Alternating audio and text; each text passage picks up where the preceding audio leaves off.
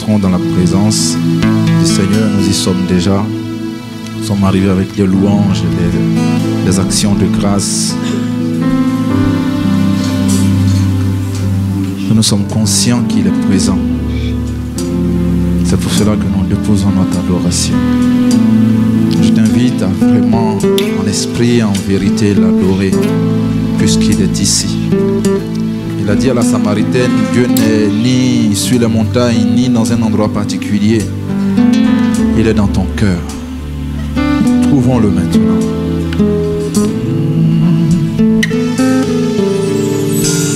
J'entre dans le sein des saints. Chante à travers le sang de l'agneau.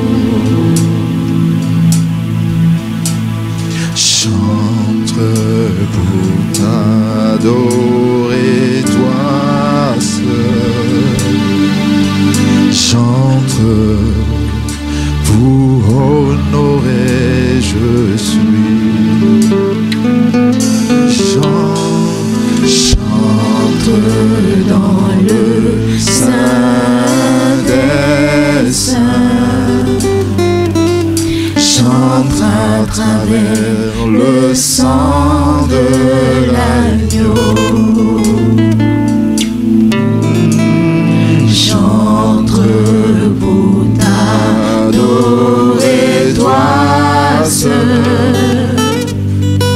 Chante pour honorer, je suis.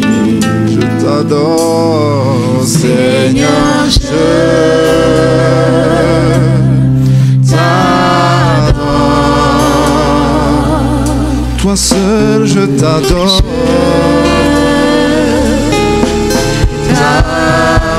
Seigneur, Seigneur, je t'adore. Je t'adore. Tu es dit, Seigneur.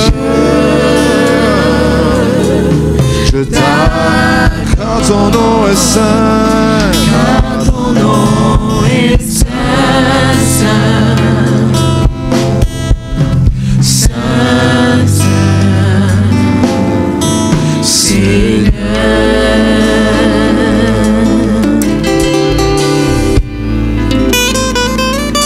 Nous t'adorons, Seigneur.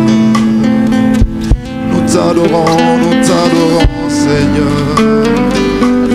Faisons monter vers lui. Faisons monter vers lui un parfum d'adoration. Parfum d'adoration.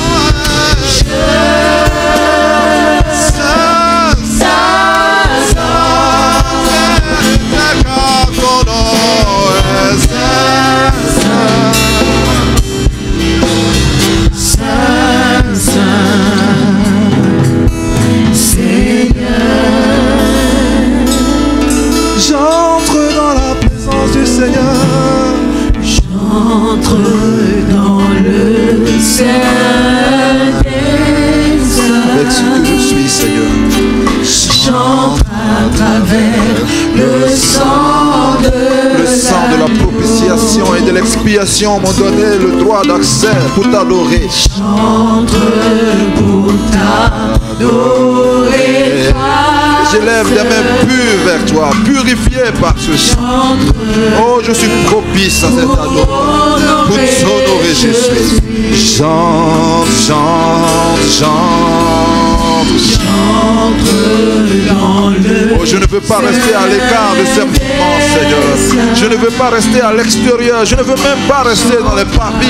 Je veux rentrer dans le Saint des Saints, là où tu es assis, et contempler ta grandeur, Seigneur, pour t'adorer toi seul. J'entre pour t'adorer. Et t'honorer. Je suis là pour t'honorer. J'entre pour t'honorer. Et je dis, je t'adore, Seigneur. Je t'adore. Reçois l'adoration de mon assemblée ce matin. Reçois l'adoration, Seigneur. Je t'adore. Je t'adorerai, Seigneur. Saint, tu es saint. Saint, tu es saint. Oui, ton nom est saint, car ton nom est saint. Tu es saint. Tu es mon Seigneur, car ton nom est saint. Car ton nom est saint.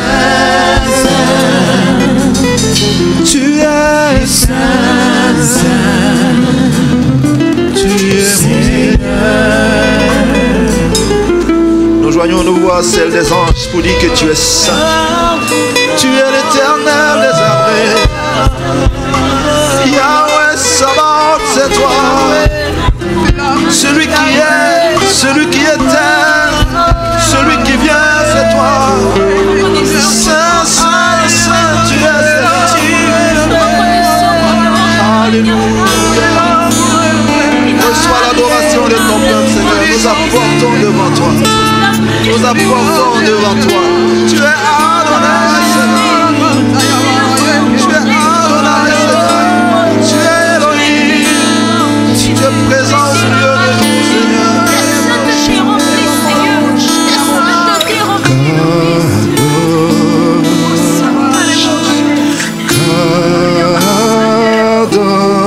Kadosh, Kadosh. Nous proclamons la sainteté de Dieu. Nous disons Kadosh,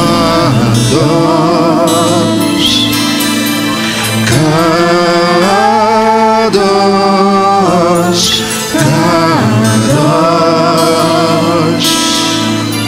Nous nous inclinons devant ta sainteté, Seigneur. Kadosh,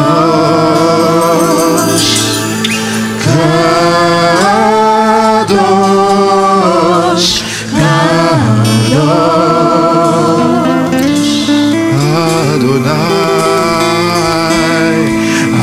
Adonai,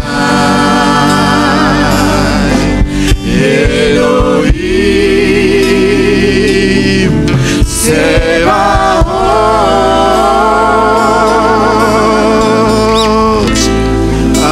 Adonai, Adonai, Elohim, Dieu des armées. Adonai, Adonai, Adonai,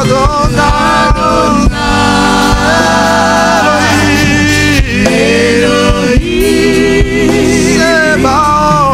Sebaoth. Kadosh, Kadosh, Saint, Saint, Saint, Saint l'Éternel. Saint l'Éternel, Saint l'Éternel. Saint, Saint, Saint l'Éternel. Tu es saint, tu es saint, tu es saint, Seigneur. Oh, la sainteté convient à ton nom, Seigneur. La sainteté convient à ton nom, Seigneur.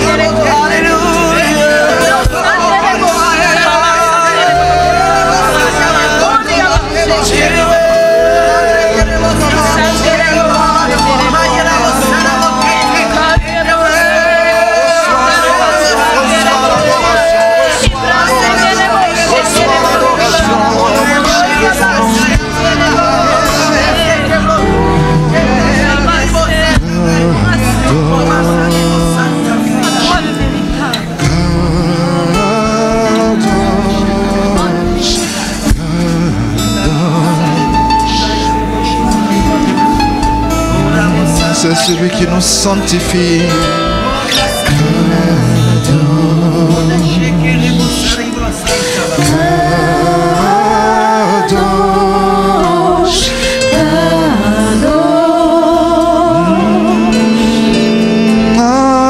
Adonai, il est bon de t'adorer. Dieu des armées.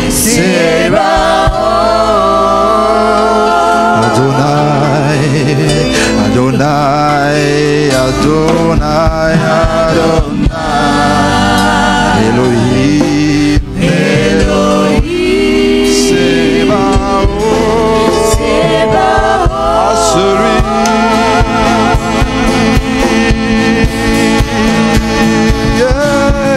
à celui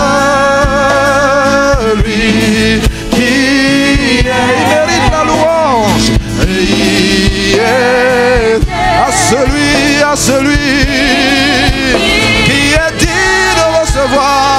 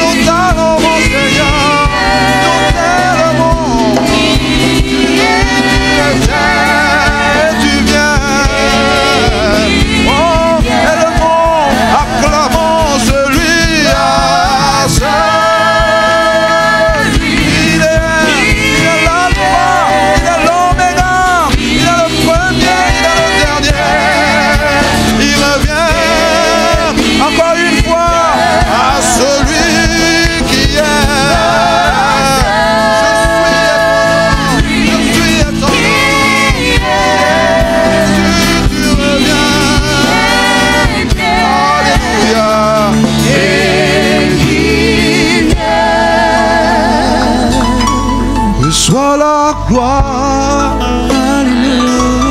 et la louange. Alléluia. Dieu, tu es saint. Dieu, tu es grand. Reçois la gloire et la louange. Dieu, tu es saint. Dieu, tu es grand. Reçois la gloire. Reçois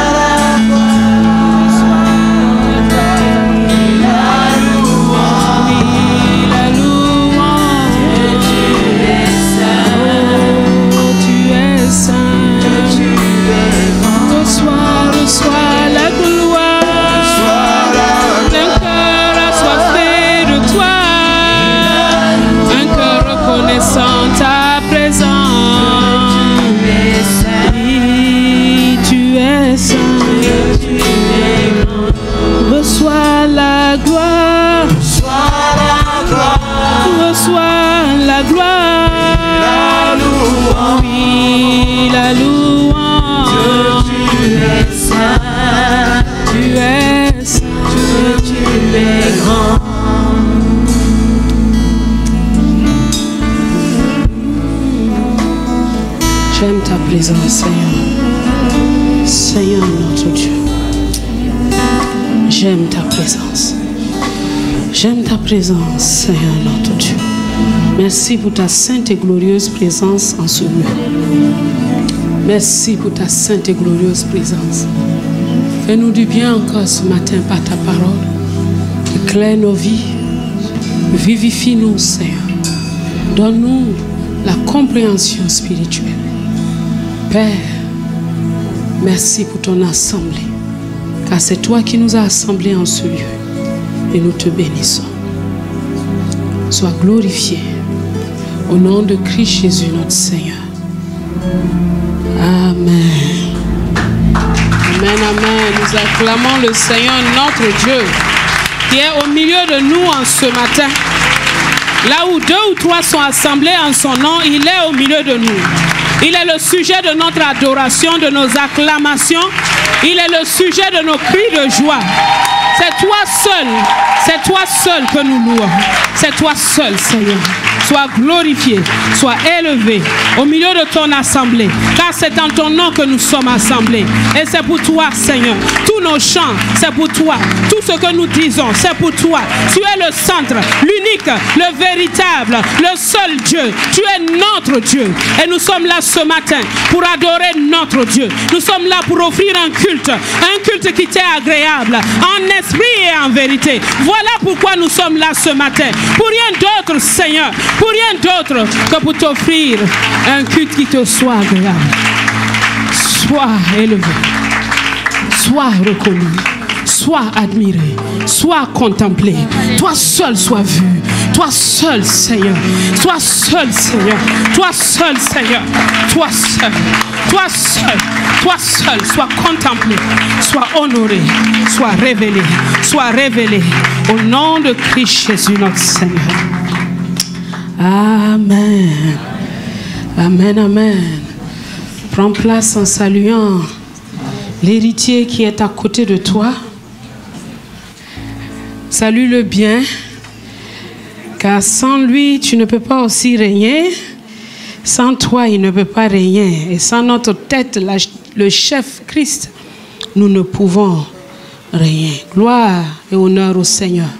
Lui qui nous rassemble en ce matin. Est-ce que quelqu'un est dans la joie d'être là ce matin? Moi, je suis dans une grande joie d'être là ce matin. Et je bénis le Seigneur, notre Dieu. Alors, notre pasteur Doudou, est à Tanger depuis vendredi pour un séminaire à l'église évangélique de Tanger.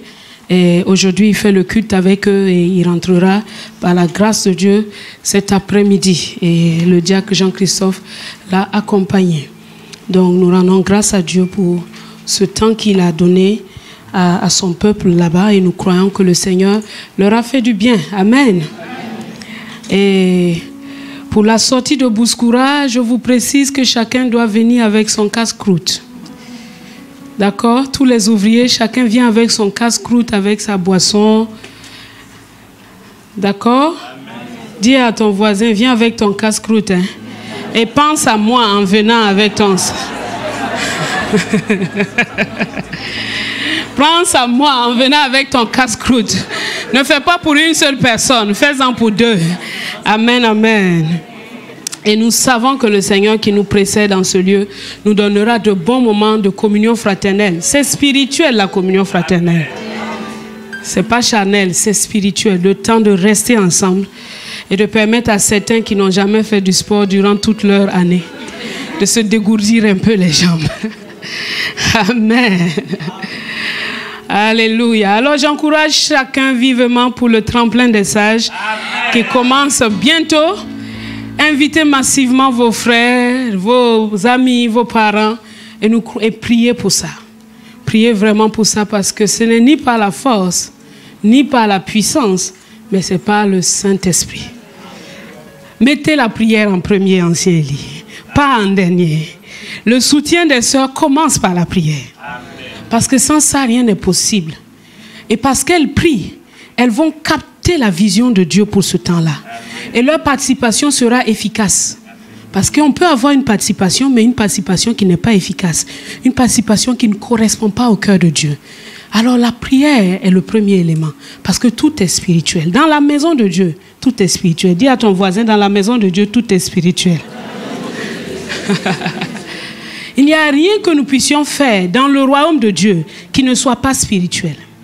Absolument rien. De toute façon, l'année passée, nous avons vu une série sur la dimension spirituelle des offrandes. N'est-ce pas? Tout est spirituel. Tout, absolument tout. Donc, j'encourage chacun à venir. Est-ce que tu seras là? Promets à quelqu'un que tu seras là.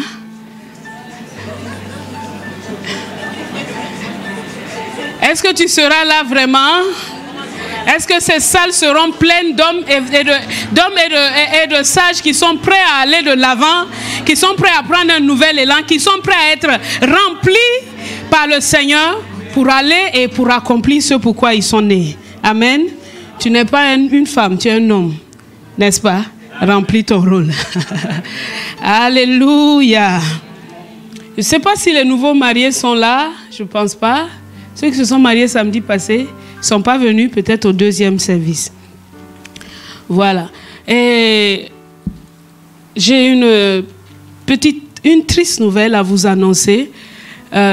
Vous vous rappelez de un papa qui était là, qui était souvent assis dans le coin là-bas et qui sifflait souvent pour chanter, pour adorer. Vous vous souvenez de lui? Voilà, il est rentré au pays et il est retourné au Seigneur. Oui. Donc, on nous a appris la nouvelle hier. Celui qui était souvent assis là-bas. Voilà. Donc, le Seigneur l'a rappelé. Il est auprès du Seigneur. Cela est une triste nouvelle pour nous, mais nous croyons qu'il est auprès du Seigneur. Et nous prions pour sa famille. Son fils est là avec sa femme, ainsi que la maman aussi, je crois qu'elle est là. Et donc, entourons-les dans ce temps qui est difficile. Amen. La Bible dit, réjouissez-vous avec ceux qui se réjouissent et pleurez avec ceux qui pleurent. Donc dans ce temps-là, ils ne doivent pas être seuls. Nous devons manifester notre soutien et notre compassion à cette famille qui est éplorée. Donc, prions pour eux et visitons-les, faisons-leur du bien. Et le Seigneur, qui est le consolateur, nous consolera tous. Amen. Alléluia. Alors, je veux souhaiter la bienvenue à une sœur, à sœur Colette. Est-ce qu'elle est là? Elle est où? Ok. Pouvez-vous tenir debout, s'il vous plaît?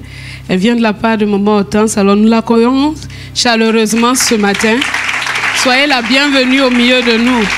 Que Dieu vous bénisse au milieu de nous et passez un agréable séjour. Que Dieu vous bénisse. Amen. Voilà. Et j'ai la joie d'avoir ma maman avec moi aujourd'hui. Et est-ce que nous pouvons acclamer le Seigneur pour elle? Est-ce qu'elle peut venir dire quelques mots à l'Assemblée? Saluer l'Assemblée avant que nous partageons la parole du Seigneur. Maman, venez.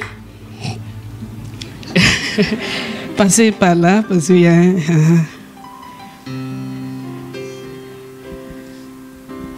Gloire à Dieu. Oh, c'est une grande joie d'être au milieu de vous. Ce matin, j'ai cette joie d'être au milieu de vous et je bénis le Seigneur pour ce temps que je passe au milieu de vous. Vraiment, c'est une grande joie. Si j'ai l'occasion de venir, je ne me fais pas du tout. Donc, quand je viens, je vois de nouveaux visages. Je suis rempli de joie de voir l'œuvre prospérer et que le Seigneur continue à vous impacter, à vous amener plus loin et à glorifier son nom avec vous. Amen. Merci, merci. Vous voyez de qui je tire ma beauté? Amen. C'est une belle dame, hein? Alléluia. Nous allons simplement dire au Seigneur, tu es tellement bon pour moi. Tu as fait pour moi ce que l'homme ne peut faire. Tu as fait de si belles choses. Tu es tellement bon pour moi. Tu es tellement bon pour moi. Hosanna, tu es tellement bon pour moi. Tu as fait ce que personne n'a pu faire. Tu es tellement bon, tu es tellement bon pour moi. Seigneur Jésus, tu es tellement bon pour moi. Hosanna, tu es tellement bon pour moi. Tu as fait ce que personne n'a pu faire. Tu es tellement bon, tu es tellement bon pour moi. Seigneur Jésus, tu es tellement bon pour moi. Alléluia, tu es tellement bon pour moi. Tu as fait ce que personne n'a pu faire. Une dernière fois, tu es tellement bon pour moi. Seigneur mon Dieu, tu es tellement bon pour moi. Alléluia, tu es tellement bon pour moi. Tu as fait ce que personne n'a pu faire. Père, nous sommes ton peuple. Et nous te disons merci pour ta bonté et ta fidélité. Seigneur, même pendant les nuits, nous chantons ta fidélité. Nos cœurs sont touchés, Seigneur, par le départ de notre papa. Mais nous croyons toujours en ta fidélité. C'est pour cela que nous pouvons dire que tu es tellement bon pour nous. Tu es précieux. Tu es admirable. En ce lieu, nous sommes assemblés en ton nom. Reçois l'honneur et la gloire. Et administre ton ministère ce matin dans chaque cœur. Et que chacun sorte de cet endroit transformé, renouvelé, purifié, guéri, vivifié, nourri puissamment dans son homme intérieur. Que nos vies soient prolongées ce matin par ta parole au nom de Jésus. Que ta grâce, Seigneur, coule en abondance. Au nom de Jésus notre Seigneur, le chef de l'Église. Amen. Amen. Alors ce matin, nous allons partager ensemble sur ce sujet, la spiritualité du culte. La spiritualité du culte. Et je veux nous poser une question. Pourquoi sommes-nous là ce matin? Est-ce que tu sais pourquoi tu es venu ce matin? Ou c'est juste parce qu'il faut venir? Ou c'est une habitude dénudée de compréhension spirituelle?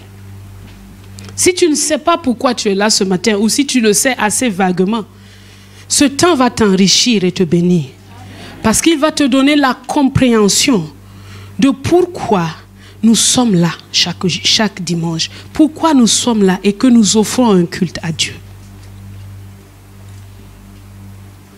Qu'est-ce que le culte? C'est quoi le culte? Qu'est-ce qu'un culte? Et qu'est-ce que Dieu veut en nous demandant de lui offrir un culte? Quels sont les éléments? Pourquoi nous chantons dans le culte? Pourquoi nous adorons dans le culte? Pourquoi y a-t-il le message de la parole? Pourquoi y a-t-il des annonces? Pourquoi y a-t-il l'accueil des nouveaux? Pourquoi? Derrière chaque étape du culte, il y a une spiritualité. Il y a une vérité spirituelle qui soutient chaque chose. Et nous devons le savoir pour rendre un culte conscient à Dieu. Pour rendre un culte en esprit et en vérité. Parce que Dieu cherche ceux qui l'adorent en esprit et en vérité. Ne pas savoir pourquoi on est là, ou le savoir de manière routinière, te fait passer à côté. Et ou bien te fait donner des raisons. Toi-même, tu cherches des raisons. Il y a des gens qui viennent au culte parce qu'ils vont voir leurs amis. Il y a des gens qui viennent au culte parce qu'ils vont vendre leurs histoires à la fin du culte. Il y a des gens qui viennent au culte parce qu'ils aiment danser. D'autres viennent au culte parce que, bon, le pasteur là, il prêche bien. D'autres viennent au culte parce qu'ils n'ont rien à faire le dimanche. D'autres parce qu'ils ont été habitués. Depuis que je suis né, je viens à l'église. Pourquoi sommes-nous là ce matin? Pourquoi sommes-nous rassemblés ce matin? Dieu veut que nous ayons une intelligence spirituelle. Afin que nous puissions savoir, quand nous venons au culte, ça veut dire quoi? Et en sortant du culte, tu peux dire, est-ce que j'ai rendu un culte à Dieu ce matin? Et quel est l'impact du culte sur ta vie? Nous avons besoin de le savoir, n'est-ce pas? Et ce matin, nous sommes là pour ça. Romains chapitre 12.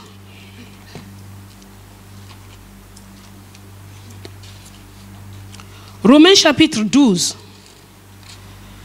Verset 1er. Romains chapitre 12, verset 1er.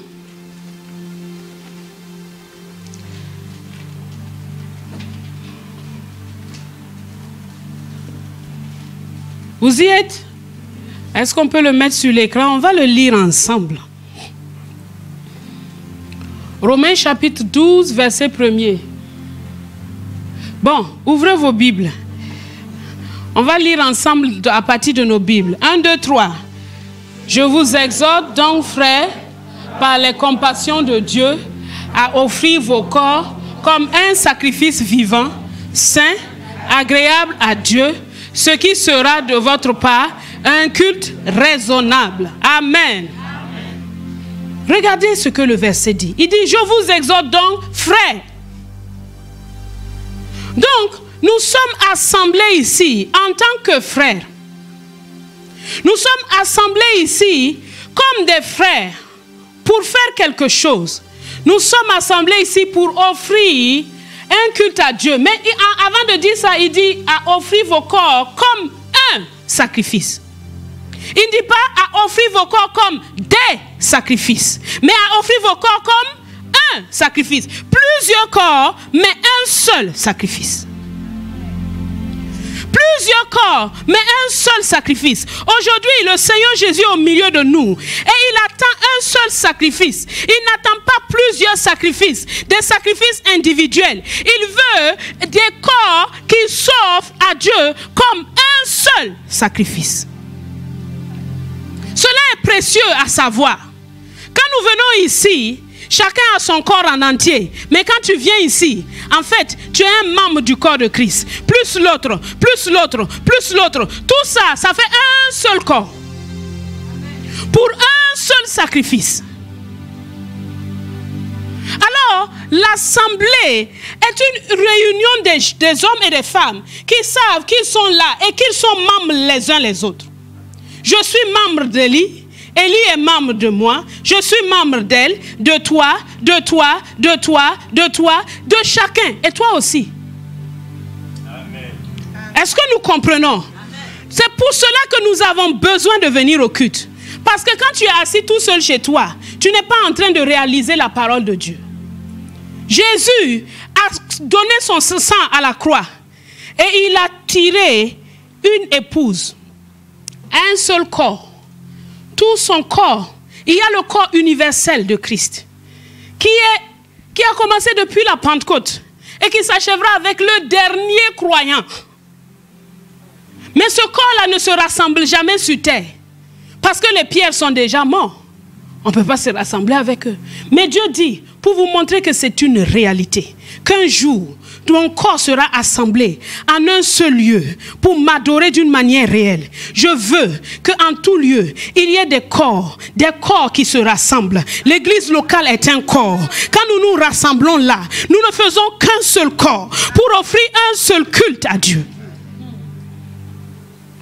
C'est pour cela que nous savons savoir ces choses et vivre dans la soumission. Quand le conducteur de culte dit, lèvons-nous, tu es qui pour être assis, sauf si tu es malade. En ce moment-là, tu t'es départi du corps. Tu t'es décidé toi-même à offrir ton sacrifice. Moi, je veux m'asseoir. Je n'ai pas besoin de me lever. C'est Dieu qui voit mon corps, mon cœur. Non, Dieu dit, pour le culte, il s'agit de quoi? Il s'agit de quoi? Des corps.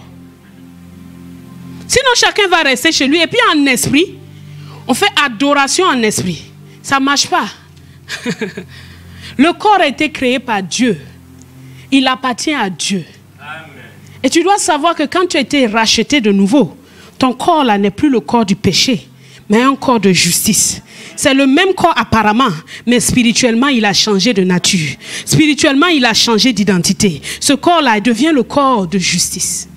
Dieu dit, rassemblez-vous et offrez-moi un culte. Plusieurs corps, un seul culte.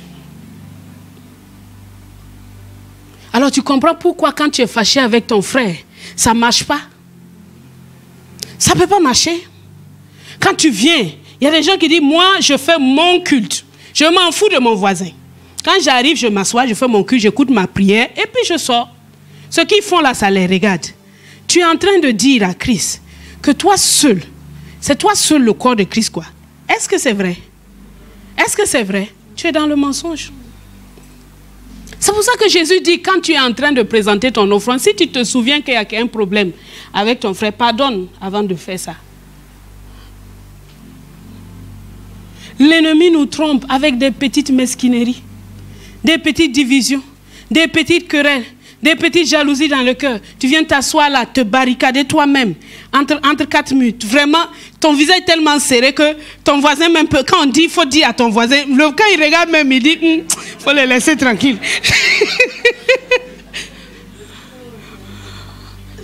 Tu ne sais pas que tu es en train de passer à côté. Et c'est justement le but de l'ennemi en te faisant ça.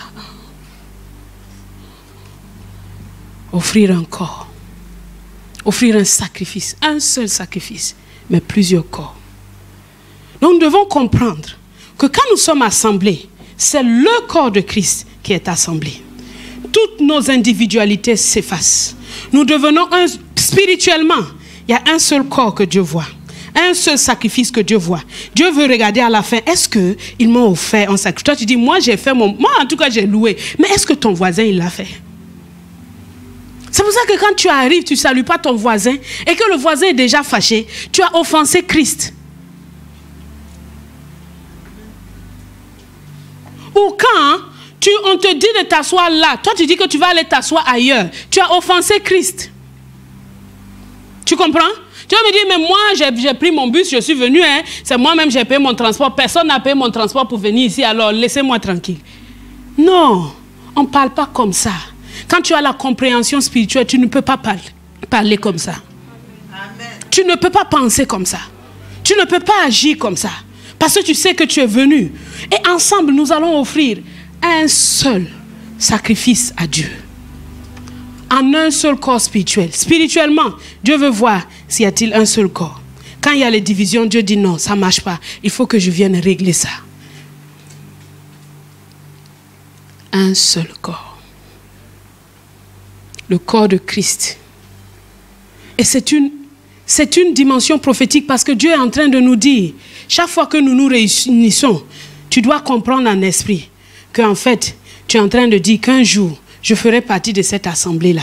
Je ne vais pas manquer cette grande assemblée où tous les saints seront réunis. C'est pour ça que Paul dit, n'abandonnez pas votre assemblée, comme ce fut le cas de plusieurs. Non, tu es en train de penser, oui, moi je fais partie du corps de Christ. Et un jour, tout ce corps universel sera rassemblé pour les noces de l'agneau. En attendant, chaque jour, je marque à Dieu ma foi et mon espérance. Ma foi et mon espérance en venant pour louer avec mon frère et ma soeur.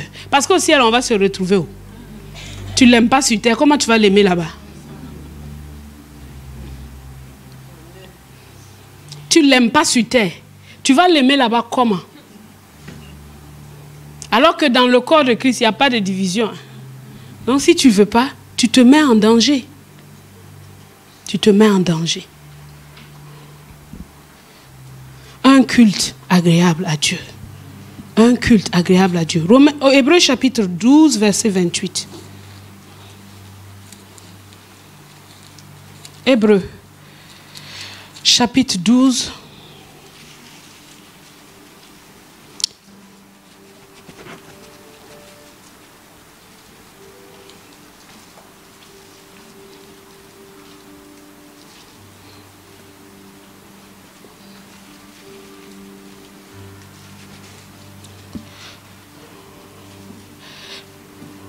Verset 28, il dit, c'est pourquoi recevant un royaume inébranlable, montrons notre reconnaissance à Dieu.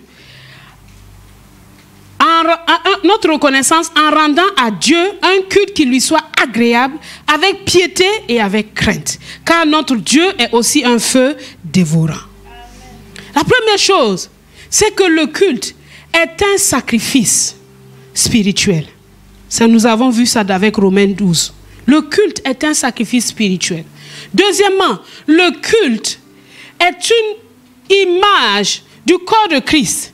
Le culte est un avant-goût, est une foi, une espérance au corps de Christ.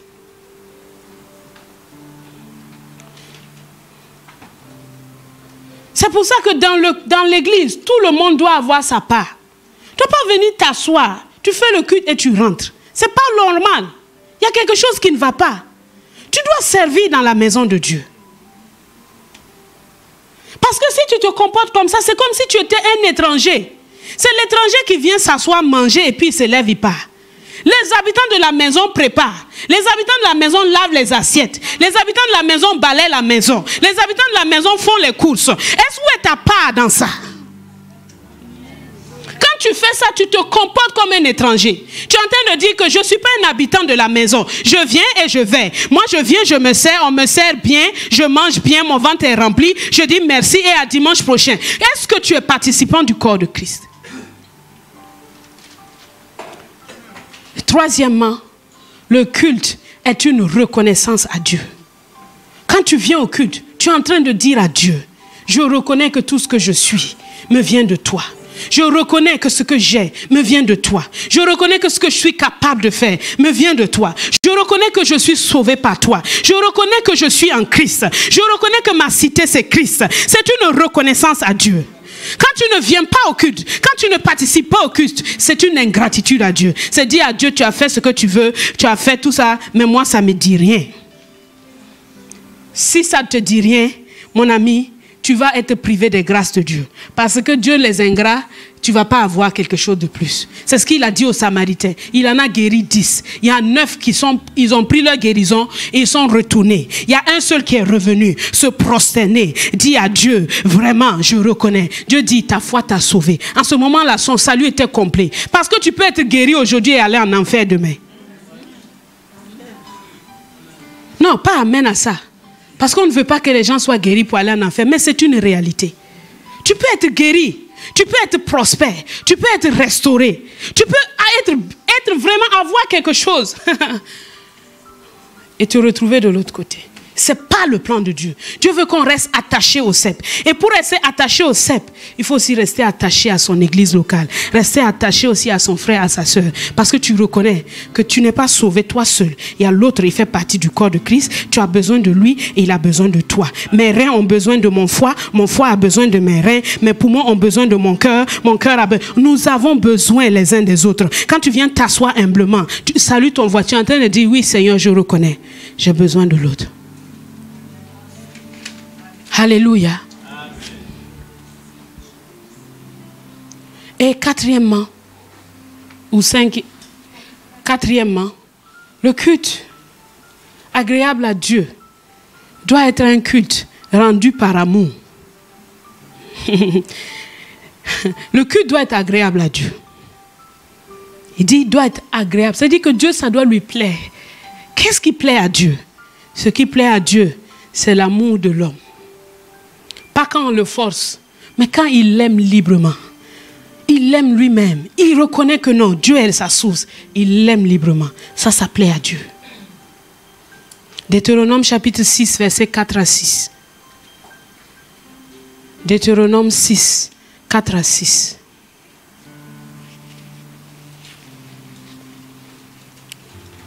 Écoute Israël. L'Éternel, notre Dieu, est le seul éternel. C'est-à-dire que quand tu viens au culte, tu dois savoir qu'il y a un seul que tu es venu pour adorer. Tu comprends? Il n'y en a pas deux. S'il y a le football et Dieu, il y a un problème. S'il y a ta carrière et Dieu, il y a un problème. Le seul éternel. Parce que tout ce que tu adores qui n'est pas Dieu, sont des idoles. Des choses que tu t'es fabriquées, des buts que tu t'es fabriqués, des ambitions que tu t'es fabriquées, devant lesquelles tu te prosternes, devant lesquelles tu livres tout ton être, tes enfants, tout ce que tu possèdes, pour dire je dois atteindre cet objectif-là. L'Éternel est le seul éternel. Quand tu rentres dans cette maison, quand tu viens dans le culte, tes yeux doivent voir Christ, le Père, et tu dis je suis là pour ça, pas quelque chose d'autre. Le seul éternel, pas quelqu'un d'autre, le seul éternel. Verset 5. Tu aimeras l'Éternel ton Dieu de tout ton cœur, de toute ton âme et de toute ta force. Ah, c'est pas seulement le cœur, il vient mais de l'esprit. Parce qu'on sait Dieu d'abord en esprit. Elle dit mon esprit doit être connecté. L'amour de Dieu qui est répandu dans mon cœur doit me faire bouger. Quand je viens là dans la maison de Dieu, on dit louer. C'est pas parce qu'on t'a dit je tape des mains que tu commences à taper. Non, en toi-même il y a une manivelle, il y a une dynamique, il y a un dynamos qui est à l'intérieur de toi qui te dit non, je ne peux pas rester tranquille. Le gars il dit rien, mais toi tu es en train de danser.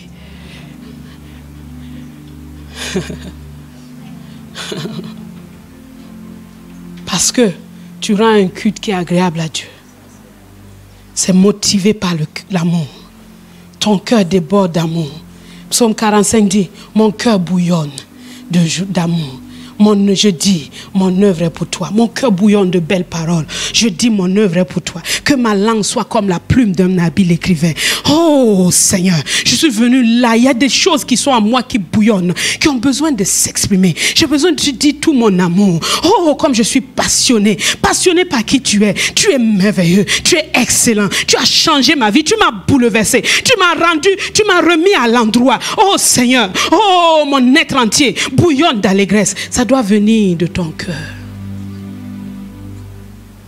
La deuxième chose qui est agréable à Dieu, c'est la foi. Sans la foi, il est impossible de lui être agréable.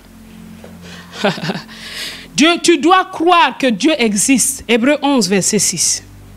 Tu dois croire que Dieu existe et qu'il rémunère ceux qui le cherchent. La Bible me montre que Abraham, il a cru. Quand il a cru en celui qui donne la vie aux morts et qui appelle les choses qui ne sont point comme si elles étaient, il était maintenant fortifié par la foi. Il a commencé à rendre gloire à Dieu. Son culte a commencé. Quand tu viens dans la maison de Dieu, on te dit de chanter, toi tu as les bras croisés. Quelle prophétie on va me donner aujourd'hui? Vraiment, moi je suis venu avec mon problème. Non, là, ça montre que la foi là, elle n'est pas complète. Tu vois? Mais Dieu va toujours te donner sa parole pour te montrer que c'est pas la foi que tu peux. C'est pas la foi. Et quand tu saisis la foi, rien ne peut t'empêcher de l'adorer. Tu lèves les mains. Abraham, il passait son temps à louer, à adorer, à bénir celui qui lui a fait les promesses. Donc, le culte qui lui est agréable, c'est le culte qui est fait par la foi. Le culte que tu dis, je crois en ce Dieu-là. Le Dieu qui dit qu'il ressuscite les morts, oui, je crois en lui. Celui qui est capable de fermer la bouche des lions, oui, je crois en lui. Celui qui est capable d'éteindre le feu, oui, je crois en lui. Celui qui est capable de me donner la force dans l'épreuve, oui, je crois en lui. Celui qui me donne la paix en tout temps, je crois en lui. Celui qui restaure mon âme, je crois en lui. Celui qui me dirige dans les sentiers, je crois en lui. Celui qui est toujours avec moi. Même quand tout semble si noir, je crois en lui. C'est ce qui s'est passé avec Paul et Silas.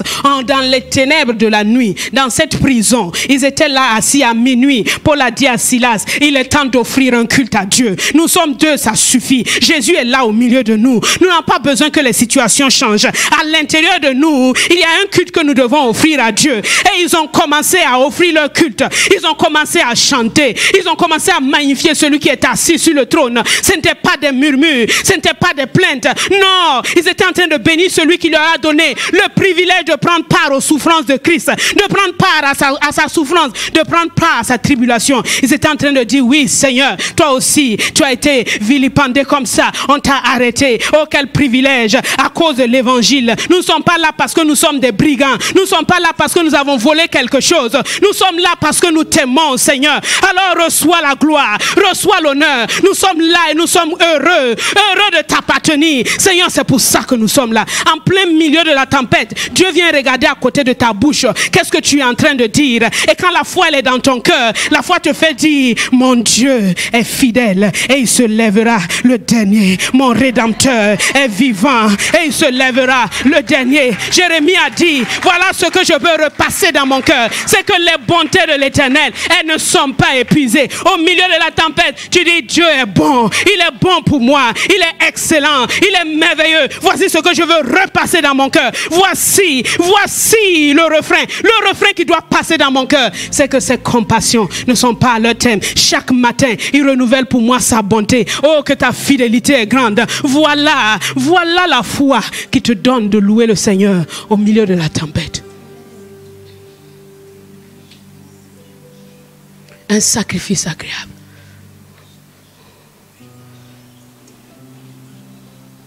Et le culte qui est agréable à Dieu, c'est le culte où il voit l'espérance de son retour. Où il voit un peuple qui est là, qui n'attend pas seulement des choses, mais qui attend la cité dont Dieu est le constructeur et l'architecte. Oh, des personnes qui ne sont pas là seulement pour la terre, mais leurs yeux sont dans le ciel. Ils savent qu'ils sont des étrangers et des pèlerins sur cette terre. Ils savent qu'ils ne vont pas garder des choses. Non, mais au ciel, il y a quelque chose qui leur est réservé. Une cité dont Dieu lui-même est l'architecte et le constructeur. Et cette cité s'appelle Christ. Elle s'appelle la Jérusalem céleste. C'est là d'où nous soupirons. Oh, nous sommes là. Nous disons, oh Seigneur, c'est merveilleux. Nous sommes là parce que tu nous as laissés là pour un témoignage. Tu nous as laissés là pour gagner les autres. Mais nous sommes là et nous soupirons. Viens Seigneur Jésus. Maranatha, reviens Seigneur Jésus. Viens et prends-nous. Amène-nous dans cette cité. La cité que tu as construite toi-même, qui est pavée d'or. C'est dans cette cité-là que nous voulons demeurer. Quand on est dans l'espérance de son retour et que le Seigneur le voit en esprit, il dit, voilà un culte qui m'est agréable. Voilà un culte qui m'est agréable. Ce ne sont pas des gens qui sont fixés sur eux-mêmes, ce que je dois faire pour eux. Mais ce sont des gens qui croient que la terre n'est qu'un voyage, un pèlerinage. Un pèlerin sait qu'il n'habite pas là. C'est pour ça que Dieu a dit aux enfants d'Israël, chaque année, faites-vous des tentes et demeurez là-bas, pour que vous puissiez vous souvenir que vous n'êtes pas sur terre éternellement. Vous êtes là pour un temps. Quand tu voyages, quand tu vis dans ce monde avec la mentalité d'un étranger, il n'y a rien qui t'attrape. Tu es prêt à tout lâcher. Quand Dieu te dit, alors le projet Caleb, je veux que tu sèmes. Tu n'es pas en train de dire, mais moi-même, et ce que je dois faire, et mes projets personnels. Tu sais que non, je suis un étranger et un voyageur. Je dois donner dans son royaume, parce que je ne suis pas là pour toujours. Et ce que j'investis, je sais que ça m'est compté de l'autre côté. C'est comme un dépôt que tu fais pour ton pays d'origine. Parce qu'en fait, nous sommes des citoyens des cieux. Nous ne sommes pas des citoyens de la terre. Donc, quand tu fais un dépôt pour ton pays d'origine, comme ici, il y a un système qui est mis en place pour que les Marocains résidant à l'étranger rapatrient leurs fonds. Quand tu fais ça, Dieu dit, compte de Aled Lungu crédité. Et là-bas, là, il n'y a pas de frais bancaires, il n'y a pas d'agio, il n'y a pas de roue, il n'y a pas un voleur qui arrive là-bas. Quand tu arrives là-bas, ton compte est toujours avec. Alors qu'ici, tu vas à la banque, tu prends ton relevé, tu ne comprends pas. Ils ont enlevé ici, ils ont enlevé ici, ils ont enlevé ici. Quand tu pars t'asseoir devant, elle va te raconter n'importe quoi. Mais en fait, c'est la rouille, c'est la taille dont Jésus a parlé. Il a dit, ne vous amassez pas. Parce que là, il y a la taille, il y a les voleurs qui percent et qui dérobent. Les voleurs, c'est quoi? Les crises économiques, les inflations, les dévaluations, ce sont des voleurs. Mais là-bas, là-bas, ce que tu investis est investi. C'est comme un parent. Tu lui donnes, quand on te donne 50 francs, tu lui as donné 50 francs. Papa, garde-moi mes 50 francs. Après, il te donne 500 francs. C'est pas comme ça? Si nos parents peuvent faire ça là, à combien plus forte raison le Père Céleste?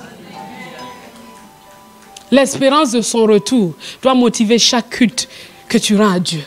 Dis, oh Seigneur, je t'adore, mais en fait il y a une chose qui me... C'est le jour où je te verrai. C'est le jour où je te verrai, assis sur ton trône élevé. Oh, je soupire après ce jour et je vis à la lumière de cette attente. Qu'est-ce que le culte? Nous avons dit premièrement, le culte est un sacrifice vivant. Des corps qui ne forment qu'un seul. Nous avons dit ensuite que le culte c'est quoi? Une image du corps universel de Christ. Troisièmement, nous avons dit quoi? Une reconnaissance à Dieu. Et le culte est un sacrifice agréable à Dieu. Agréable à Dieu par l'amour que nous avons pour lui, par la foi que nous manifestons et par l'espérance de son retour.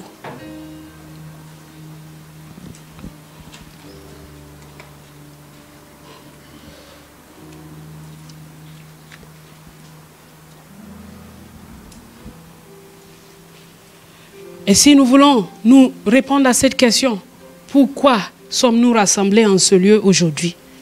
La première réponse, c'est que c'est Dieu qui nous a rassemblés. Tu étais calmement assis chez toi quelque part. Dieu t'a rassemblé ici en faisant... La première chose qu'il a fait, c'est qu'il t'a sauvé. Il t'a délivré. Colossiens chapitre 1, verset 13. Il t'a délivré des ténèbres. Et il t'a transporté dans le royaume du Fils de son amour. Spirituellement, tu es dans un royaume, le royaume de Jésus. C'est d'abord le premier rassemblement. Et dans ce rassemblement-là, il n'y a pas de frontières. Nous sommes dans le même royaume que ceux qui sont en Indochine, où qu'ils soient. En Afghanistan, au Pakistan, au Venezuela, au Pérou, où qu'ils soient. Le même royaume. Et deuxièmement, parce que c'est Dieu qui a constitué cette assemblée que nous sommes. En fait, si tu es là, c'est parce que Dieu t'a amené ici. Ce n'est pas par tes forces. Ce n'est pas parce que tu as décidé, tu es vraiment intelligent, tu es vraiment sage. Non, ce n'est pas à cause de ça. C'est parce que Dieu nous a rassemblés chacun pour sa part. Et il a dit, en ce lieu-là, je vais faire une famille me représentant. Et voici les membres qui vont la composer. Comme Dieu forme les familles de toute la terre. Tu es où tu es parce que Dieu t'a mis là-bas en tant qu'enfant dans cette famille. Il fait la même chose encore ici. Donc quand nous venons, nous reconnaissons que oui, Seigneur, c'est toi qui nous as amenés ici. C'est toi qui nous as tous amenés ici pour un but bien précis. Et deuxièmement, nous sommes rassemblés au nom de notre Seigneur Jésus.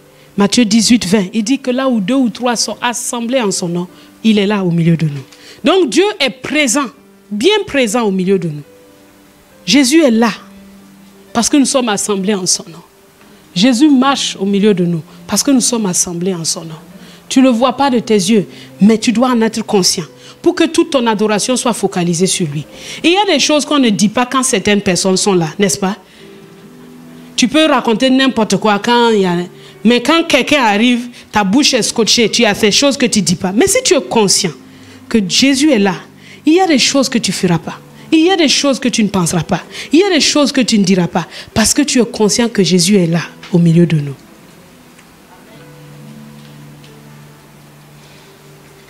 Jésus est ici. Parce que nous sommes assemblés en son nom. Donc ne juge pas ton frère. Ne le critique pas. Fixe tes yeux sur lui. Ne sois pas fixé sur quelqu'un d'autre. C'est un crime qu'un roi arrive et on parle de quelqu'un d'autre. Vous comprenez? C'est un crime. On appelle ça un crime de lèse-majesté. Quand il est là, il doit être le centre de toute notre adoration, de toutes nos réflexions. C'est pour ça qu'au culte, on ne peut pas passer le temps à parler de l'autre. Comprenez? Non.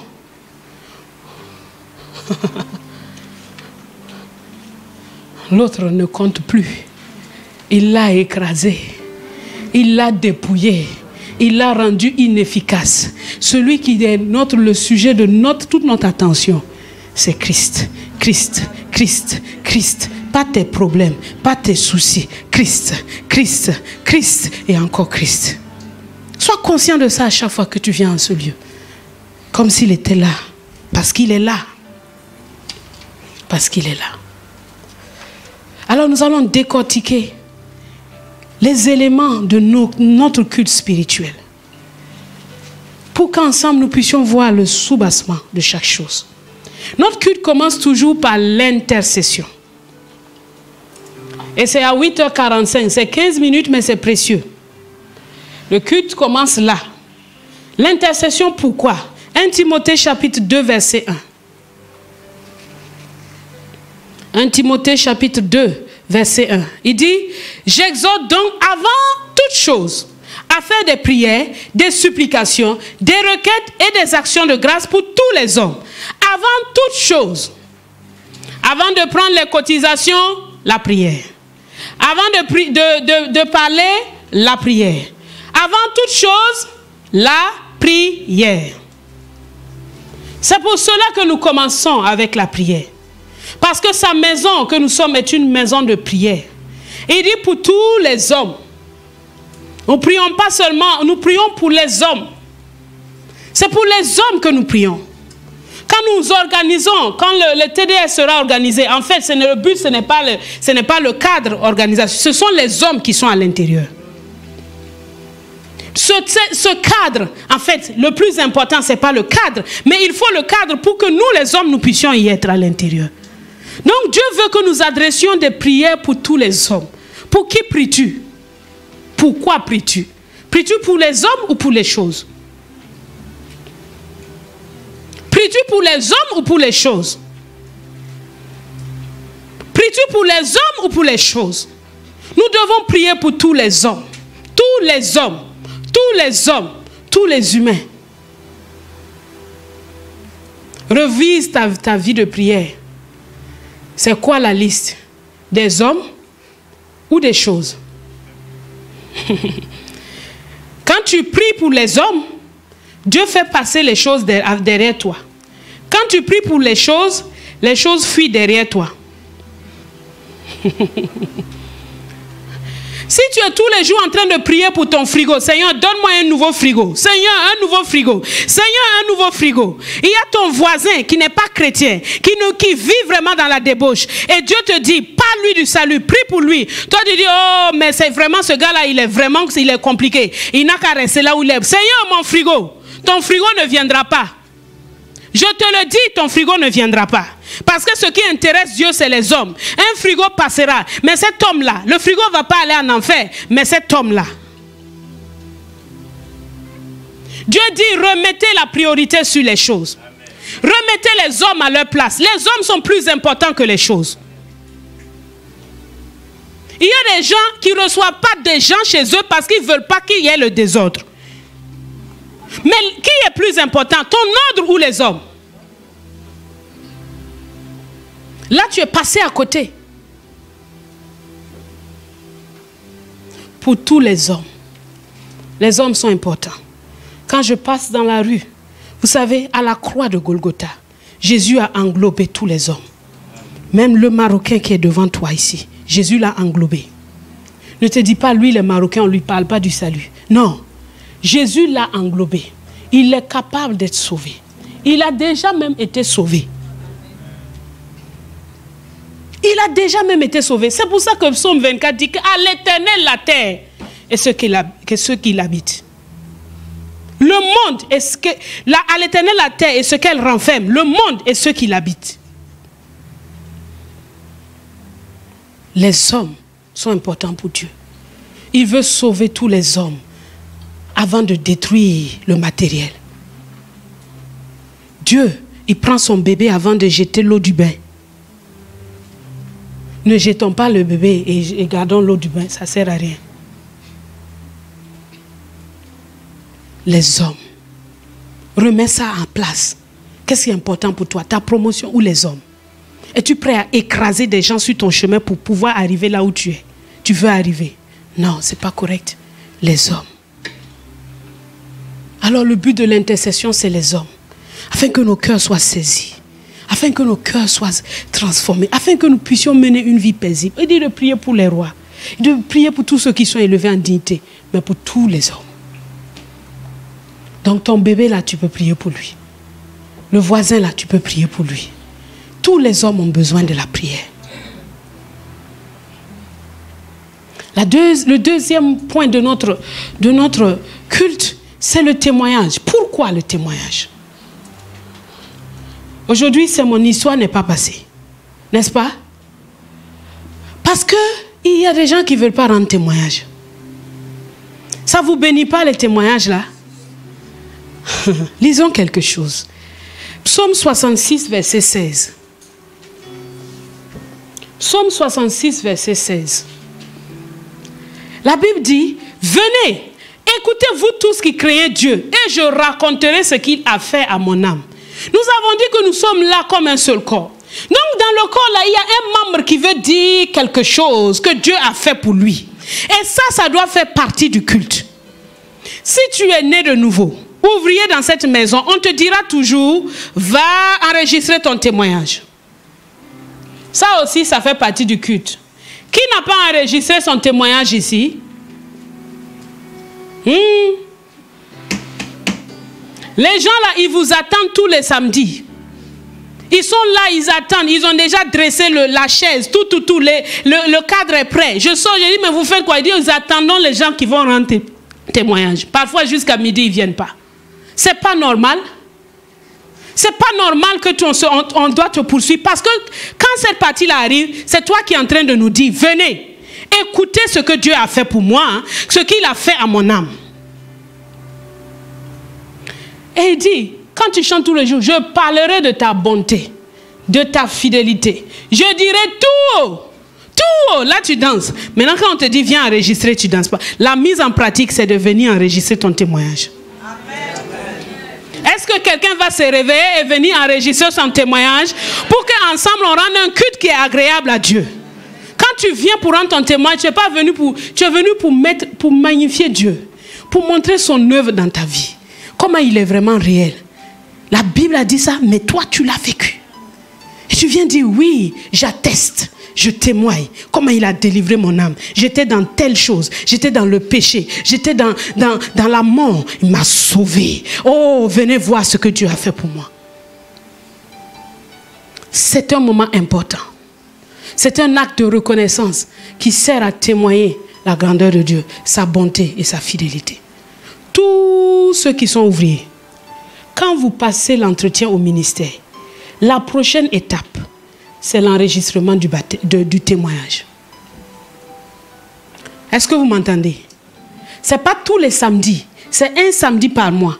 Si le samedi là où tu as fait l'entretien, on t'a dit tu veux être à la chorale ou au portier ou où que tu veux, mais tu dois aller enregistrer ton témoignage. Parce que ça fait partie du culte. Dieu veut qu'on le célèbre dans le culte. Il veut s'asseoir là et puis écouter un tel venir dire, voilà, comment je suis né de nouveau. J'étais dans mon coin perdu là-bas. Mais Dieu est venu me sauver. Et tu ne sais pas combien de fois ça touche aussi d'autres. Parce qu'il y en a d'autres qui passent par les mêmes situations que toi. Exactement les mêmes. Et ça les touche. La troisième étape qui est... Peut-être qu'on va s'arrêter avec ce point. C'est la louange. La louange. C'est tellement important, la louange. Pourquoi est-ce que nous louons? Plusieurs raisons. La première chose, c'est parce qu'il est notre Dieu. On loue celui qui est notre Dieu. Quand tu vois que tu commences... Il y a des gens qui aiment louer les hommes. Vont faire ce que vous appelez le atalakou. Ils vont parler... En fait, qu'est-ce qu'il est en train de faire? Il est en train de louer son Dieu. La louange, elle est à Dieu. Psaume 15, verset 2.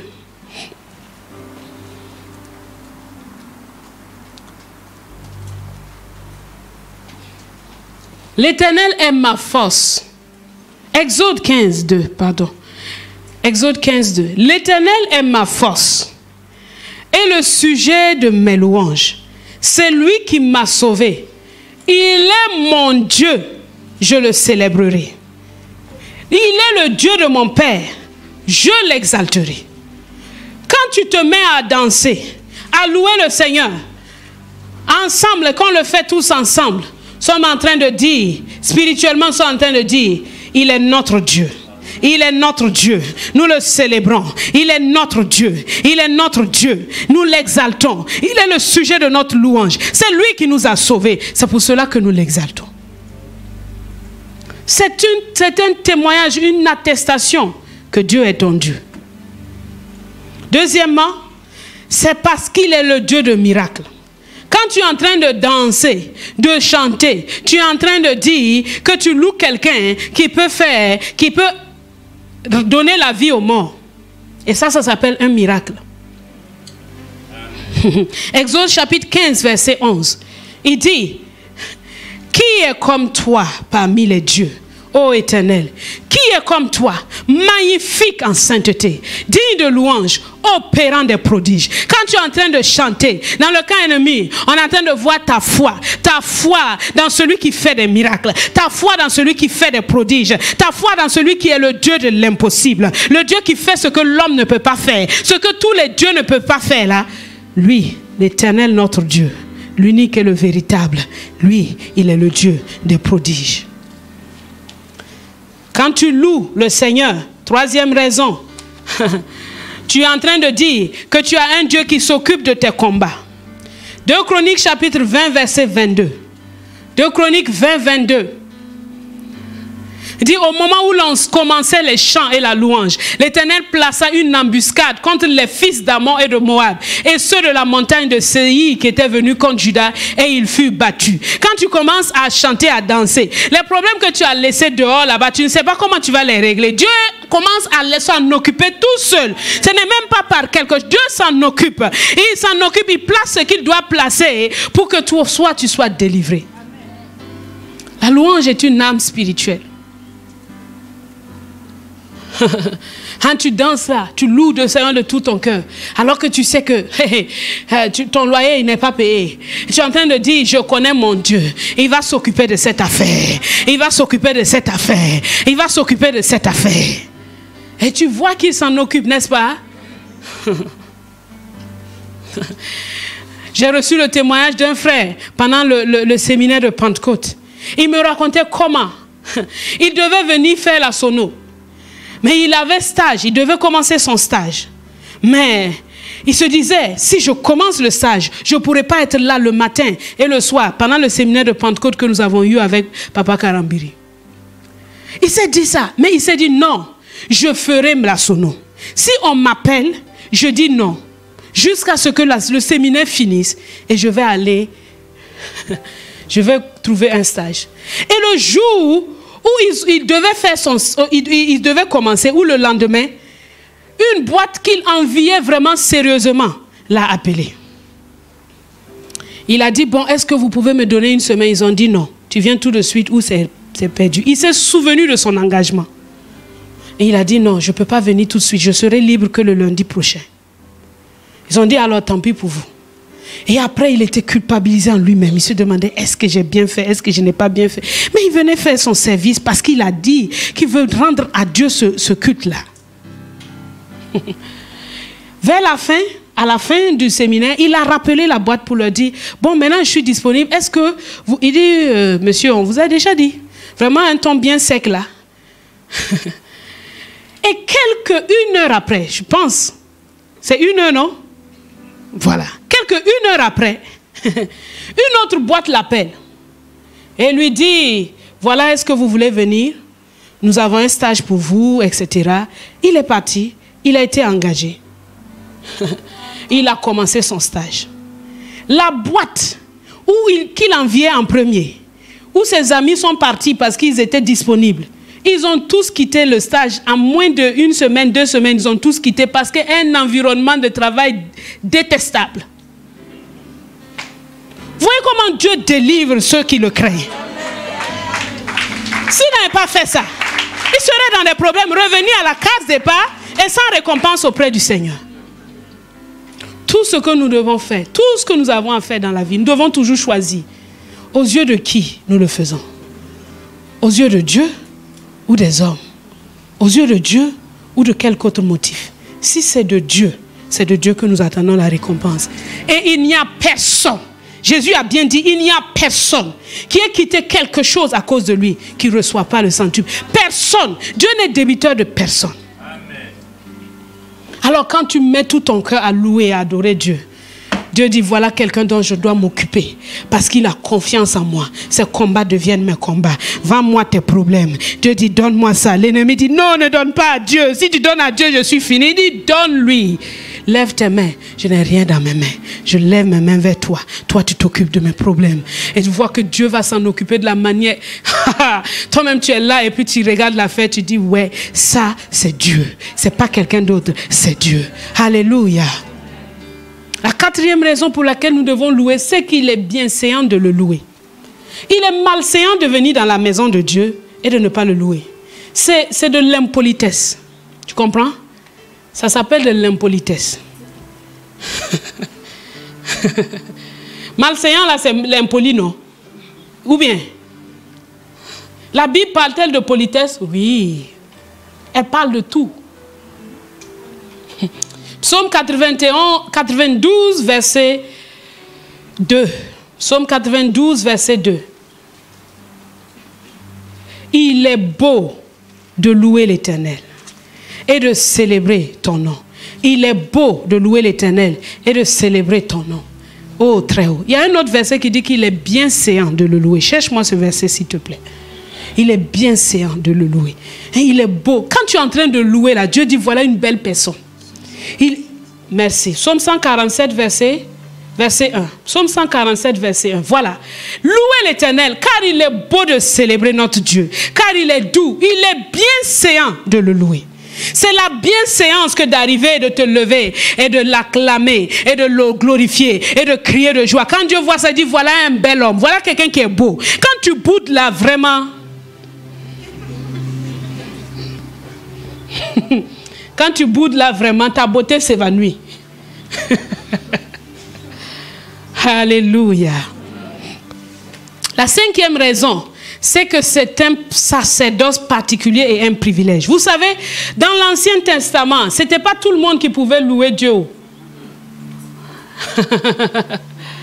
Dans l'Ancien Testament, ce n'était pas tout le monde qui pouvait louer Dieu. 1 Chronique chapitre 16, verset 4. 1 Chronique chapitre 16, verset 4. S'il te plaît, veille sur ton voisin qui dort. Réveille-le, réveille-le. Il ne faut pas le laisser dormir. 1 Chronique chapitre 16, verset 4. Il remit à des Lévites la charge de faire le service devant l'arche de l'Éternel, d'invoquer, de louer et de célébrer l'Éternel, le Dieu d'Israël.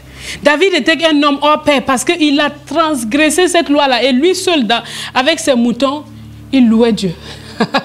Il avait vu dans l'invisible. Il avait vu que non, cette affaire est réservée à tout le monde. Et moi, par la foi, je rentre dedans. La loi, je la laisse de côté. J'entre dedans par la foi. Et c'est lui, le Père de tous les instruments dans la maison de Dieu. Amen. Donc quand tu loues là, considère que c'est un privilège que tu as. Parce que ce n'était pas donné à tout le monde. La 6e raison pour laquelle nous devons louer l'Éternel, c'est à cause de sa miséricorde. Si tu considères tous les péchés que tu as faits, même quand tu étais conscient,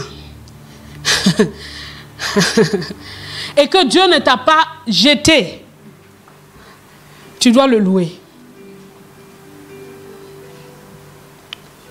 Chronique 16, verset 41. Chronique 16, 41. Il dit, auprès d'eux étaient Éman et Jeduthun et les autres qui avaient été choisis et désignés par leur nom pour louer l'Éternel, car sa miséricorde dure à toujours. La miséricorde, c'est le pardon, c'est une grâce qui t'est faite alors que tu ne la mérites pas. Quand tu réalises que tu es ce que tu es dans la maison de Dieu, c'est la miséricorde de Dieu. Si un jour tu crois que tu vas entrer dans le ciel, c'est à cause de la miséricorde de Dieu. Parce que si tu regardes à ce que tu as fait vraiment, tu es bon pour l'enfer. Mais la miséricorde de Dieu doit nous faire le louer chaque jour. Oh, ta miséricorde durera toujours. Ta miséricorde durera. N'essayez pas d'obtenir des grâces de Dieu par vos forces. C'est une peine perdue.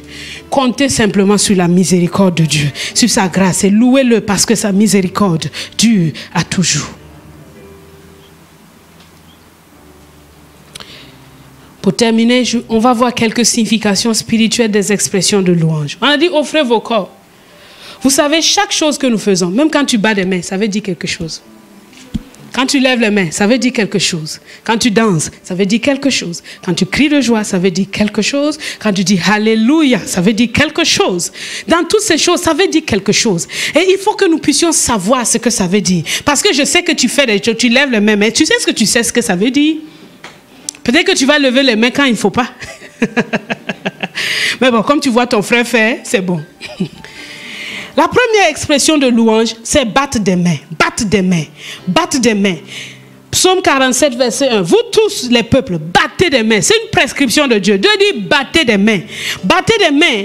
Parce que quand tu bats des mains, tu es en train de dire, c'est Dieu qui est mon héros. C'est Dieu qui est mon triomphateur. C'est Dieu qui est le champion. C'est Dieu qui est mon sauveur. Tu es en train d'applaudir. Tu es en train d'acclamer. Tu es en train de célébrer. Tu es en train de dire, waouh, waouh, excellent. Tu es merveilleux. Tu es glorieux. Tu es l'unique. Tu es le véritable. Quand tu es en train de battre des mains, tu es en train de le célébrer, de déclarer que Dieu est ton héros et ton triomphateur. Quand tu es aussi en train de battre des mains, tu es en train de déclarer que Dieu est en train de s'occuper des méchants.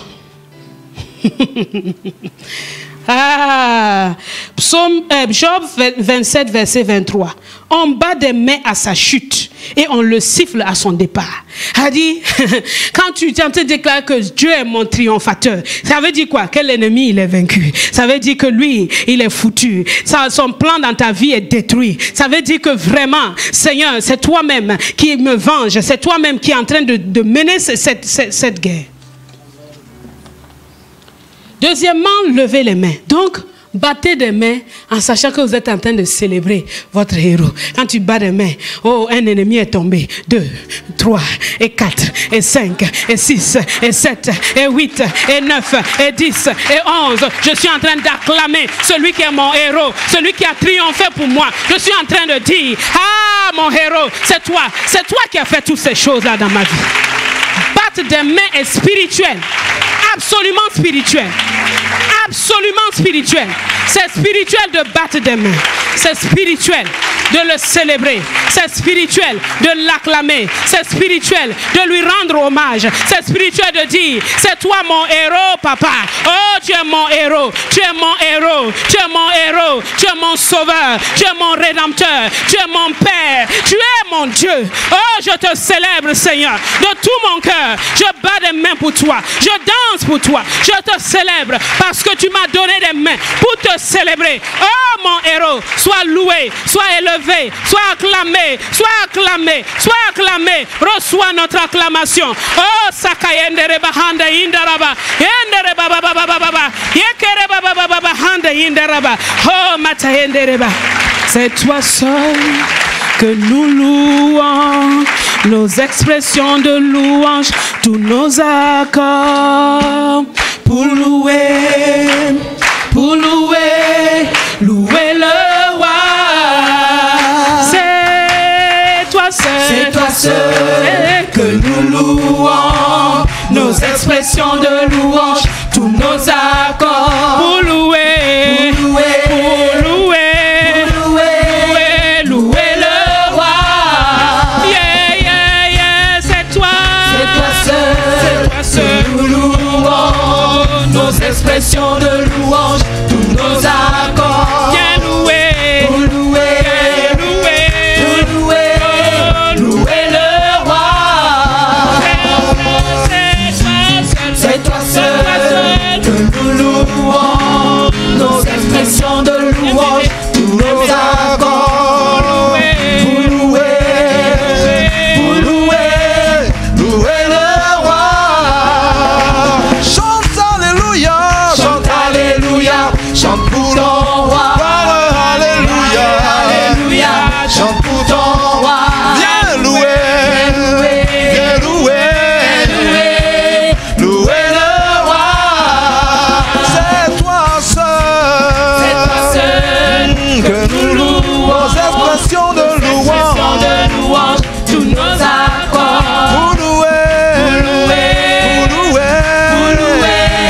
pour louer le roi. Oh, chantons Hosanna, chante alléluia, chante pour ton roi. Alléluia, Alléluia, chante pour ton roi. viens louer, oh, louer le roi.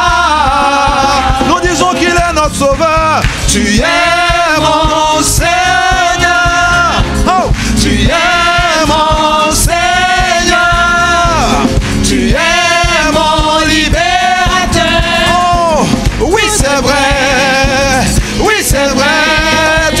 tu es mon sauveur, tu es Seigneur, Mon Seigneur, tu m'as libéré, mon libérateur. oh oui c'est vrai, oui c'est vrai, Oui, c'est vrai. c'est toi seul, oh, que nous louons, nos expressions de louange, tous nos accords pour louer,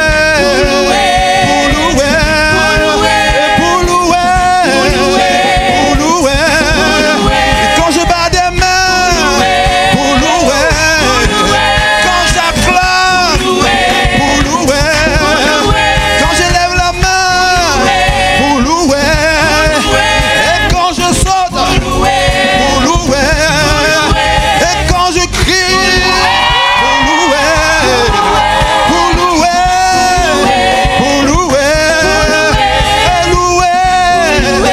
pour louer, voice pour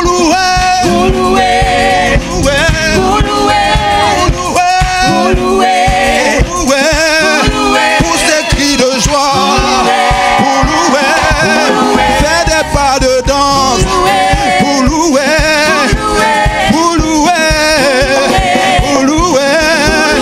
oh, j'élève les mains pour louer, je te célèbre, alléluia, louer le roi.